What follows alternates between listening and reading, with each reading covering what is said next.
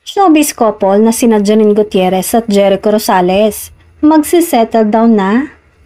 Ang bilis ngang kumalat ng balitang naghahanap na daw ng future home si Jericho Rosales na ngayon ay boyfriend ni Janine.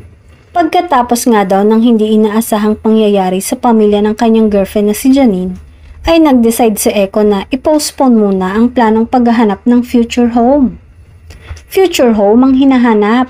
So ibig sabihin ay may plano ng mag-settle down sina Jericho at Janine. Medyo tahimik na sila nitong mga nakaraang buwan at hindi masyado nagpo-post ng kanilang mga ganap pera lang sa mga projects na magkasama sila.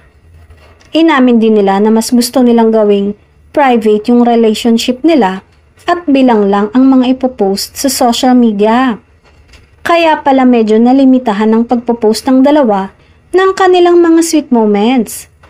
Nakakatuwa naman dahil may plano na si Jericho para sa kanilang dalawa ni Janine, na labis namang ikinatuwa ng dalaga at ng pamilya nito.